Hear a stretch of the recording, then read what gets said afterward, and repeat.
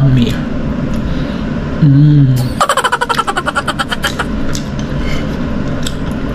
Yum guys. Panalo. What's up mga kabayan? Nagmarinate ako dito ng pang-adobo bukas ito. Ayan. So para bukas ng dispiras ng Pasko, maghahanda din ako ng kahit konti para sa sarili ko So, abangan nyo yung video ko bukas. What's up? Ngayon ay magluluto ako ng adobo baboy para sa dispiras ng Pasko mga kabayan So dito ako sa tinitirhan ko. Ito yung adobo. Pinalambot ko na siya guys.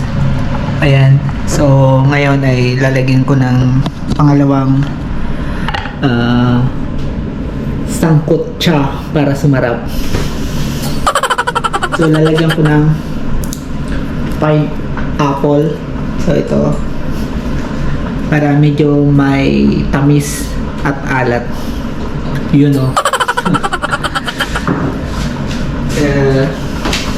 Tapos lalagyan ko ulit ng onion para umiyak yung kakain So ito pampaiyak to, pampasarap na rin. Magaling kang kupal ka.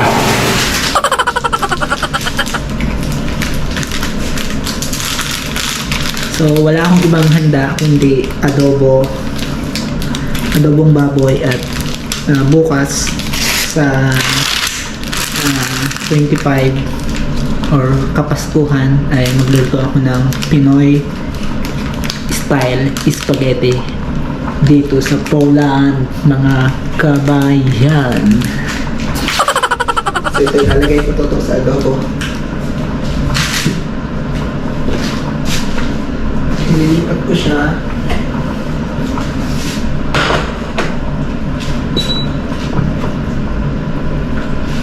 So sobrang lambot na to. Ayan. So pinalambot ko siya ng 1 oras. Lutong-luto na to. Hindi siya malutong kundi malambot. So yung gayat niya guys parang pinalapad ko lang yung gayat niya. Matagal din ako hindi nakapagluto ng adobo guys kasi palagi akong kumakain sa hotel. May libreng pagkain doon. Kaso yung pagkain minsan hindi mo mapipil yung Polish food. Hindi mo mapil kasi hindi ko alam. Parang minsan walang lasa, hindi siya tasty. Hindi katulad ng Filipino food na talagang malasa guys Merry Christmas o maligayang Pasko nga pala sa mga manonood dyan sa Pilipinas. Alam kong Pasko na dyan sa mga oras na ito So maligayang Pasko sa pamilya ko dyan sa Pilipinas. Sana ay masaya kayo. Ako ay masaya kahit na nag-iisa. Enjoy ko lang yung buhay ko guys. Wala namang mangyayari kung mag-isa ka sa buhay, diba? Ang mahalaga, napapakain mo yung sarili mo, nabibili mo yung gusto mo minsan.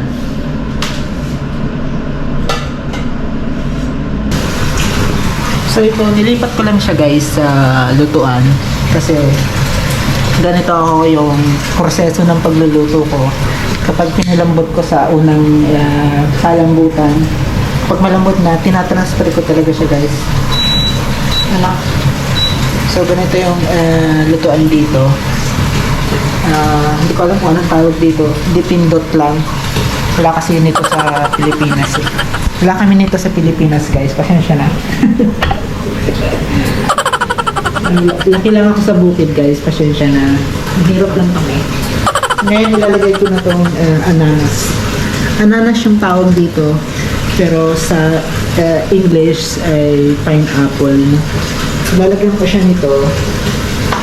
Gusto ko kasi yung lasa ng meron nito guys.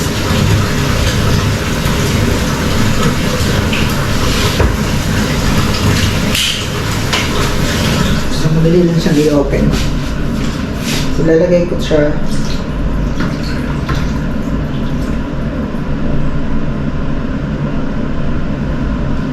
Diba? Sabay kain ito. Iba yung style dito.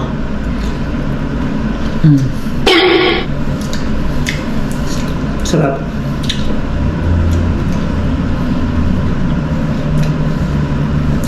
Mahilig talaga ako sa pineapple, guys.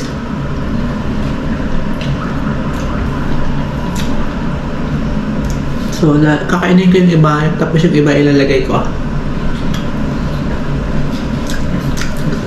Ito lang yung handa ko ngayong disperas ng Pasko, guys. Total, mag-isa lang naman ako dito.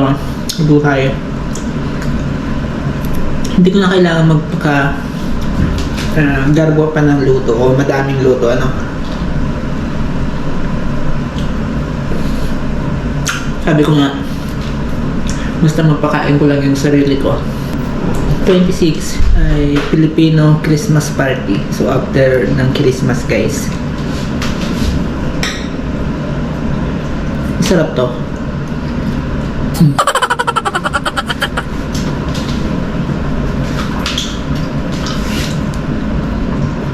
Yes.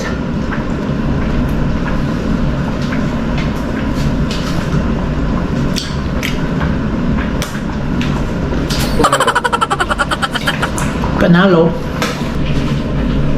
So ito, guys, ilalagay ko na itong dahon ng sibuyas. Pampabango. Ano? Kasanayan dito. Kasi, guys, ang kagandahan dito sa Holland.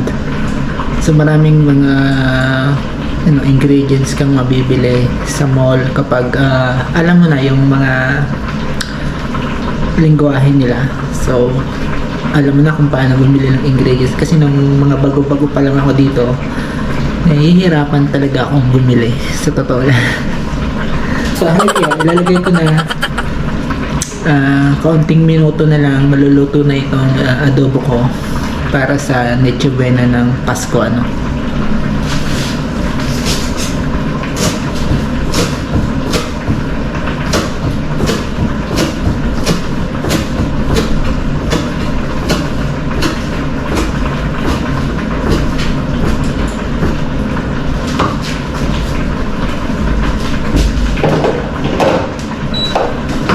So ililipat ko siya dito. Luto na to, guys. Ililipat ko na. So, diba? Ito. Luto na siya.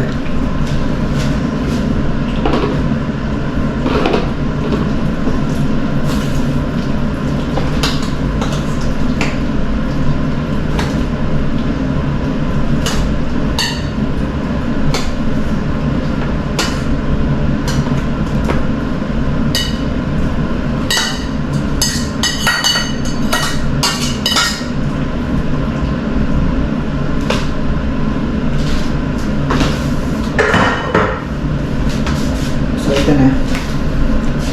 Lagyan natin ng dekorasyon. Boom.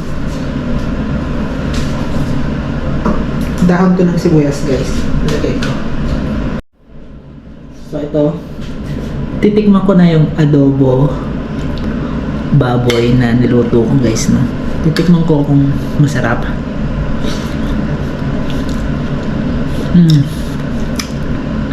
Sobrang lambot niya.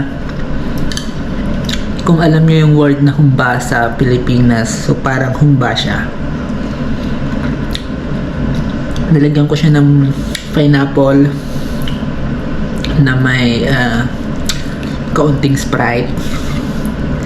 So, pinipare ko na to kahapon, hindi ko lang na-video, guys, no.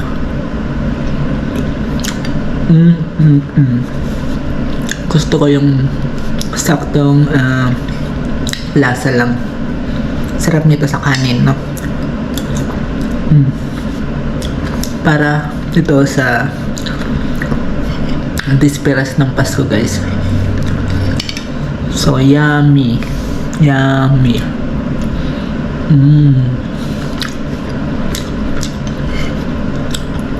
Yum, guys. Panalo.